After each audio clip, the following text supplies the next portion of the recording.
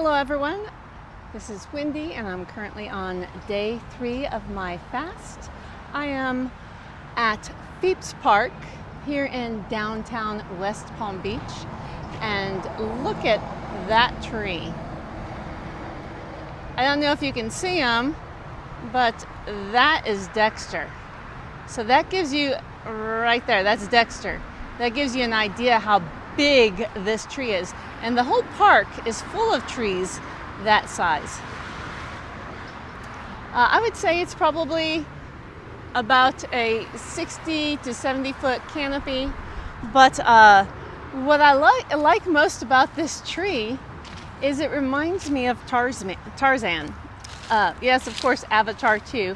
But for me, I loved it because it was like Tarzan. There's Dexter. I've got him tethered to one of these. I don't even know what this would be called. What, something like a tendril or something? I don't know, but it's part of the tree, and it's almost, I don't know, kind of like a root. I don't know what it is, but it's beautiful. And anyway, here's some more that go all the way up. And if I were younger, you know, I'd definitely be climbing this tree and swinging from this branch, or from this whatever this is, this cord.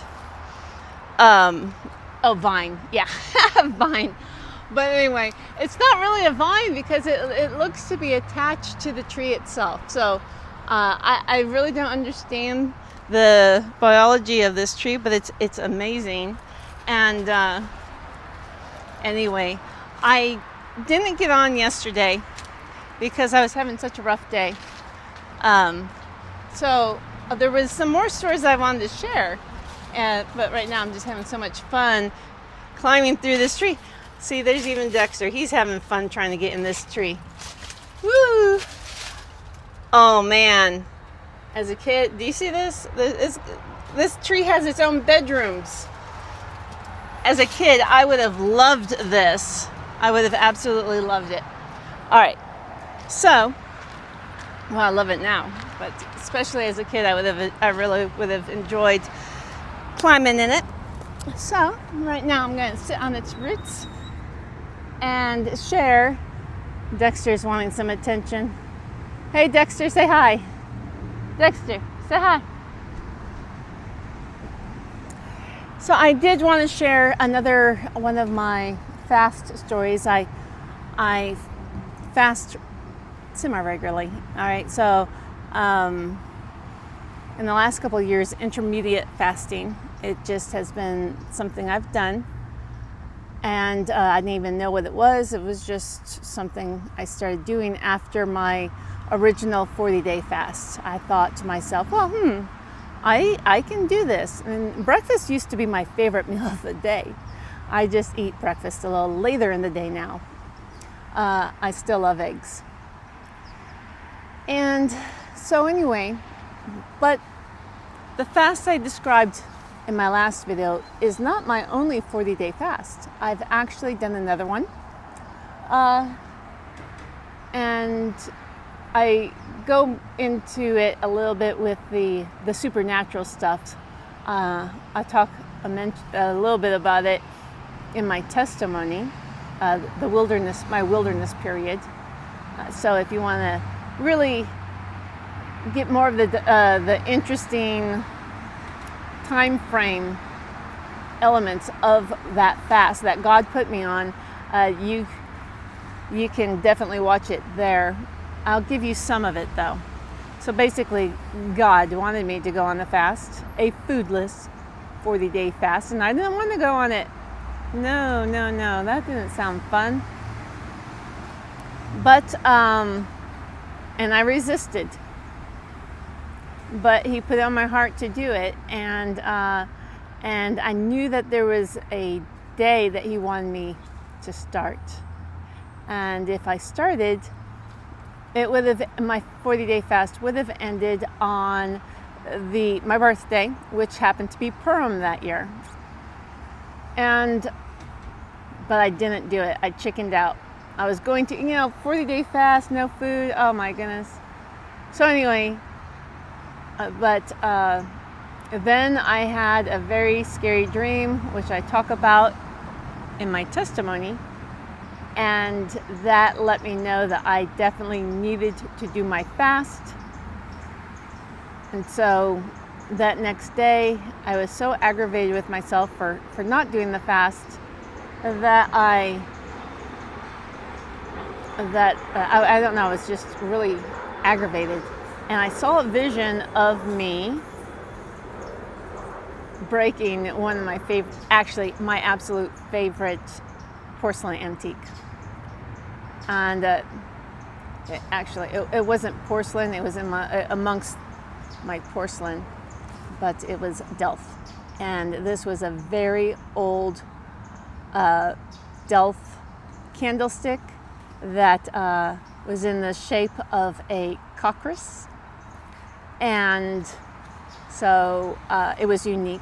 There's lots of Delft all over the place, right? It's the old, unique stuff that have value. And this is a fire-breathing,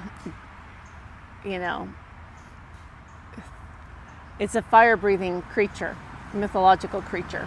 And so it was a candlestick, and its head was turned up, and out of its mouth is where you would put the candle. So anyway, it was creative. It was so clever. I loved it, and it was old, and it was unique, and yep. So I saw myself breaking it in this vision, and I knew that it was a penance that I had to do for not starting the fast when I was supposed to. And so I went and I smashed it, and when I did, I heard the audible voice of God, like in my ears, like in the real world, not just in my head, okay? Audible, thunderous voice of God.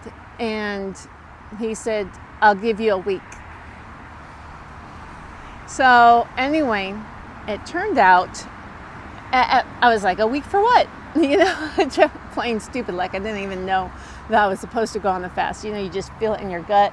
You just have it, that you're supposed to do something. So and anyway, he was going to give me a week. And it wasn't long. I had to figure out, what does this mean, And God knew I was going to chicken out. He knew that I was going to chicken out on that fast. So, but it was the warning. What he really wanted me to do was start the fast a week later. And he gave me a week to figure out why. And the reason why is because now my fast would end on the 1260th day, the 1260th day after the September 23rd, 2017 wonder in the heavens, right? When Virgo gave birth to the planet Jupiter. So that was neat. I was like, okay, cool. I'll earn that merit badge. I love to get my merit badges. So anyway, I went ahead and I planned to have my fast begin that following week and have it end on the 1260th day from that date, because it is a biblical date. If you look in Revelation 12, the woman was in the wilderness for 1260 days. And then she came out and she returned for a time, times, and half a time. So the first half of the wilderness period is very specific. And the second half is a little loosey-goosey. But anyway, so yes, my fast ended on that. And it was very, very thrilling to get that merit badge. And God directed me to do it. And I was obedient. So I did my 40-day fast. But here's the thing. It was very difficult. It was a foodless fast, and it was a waterless fast for the first several days. And I was going to push myself as far as I could. And then when I when I wanted some, after I really, really wanted something to drink, then I was allowed to have something to drink. So I think I survived about 5 to 6 days. Anyway, as the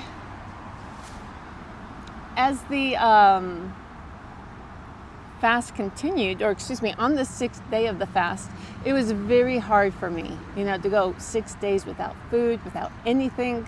I wasn't taking supplements. I wasn't taking nothing. It was a complete fast, and it was in the middle of winter, and I was 6 days into it, and that night I had a dream with Jesus, and he came and he made the pain and suffering of my fast go away.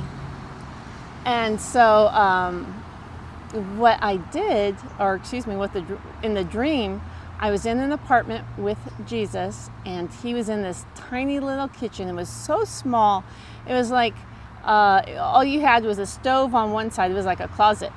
And you had a stove on one side, you turn around and there's the refrigerator. There was no room for him, for anyone but him, that stove, that refrigerator. And I was standing outside of the kitchen saying, I want to see, what are you doing? I was very much like a little girl jumping up and down, trying to look over his shoulder to see what he was doing.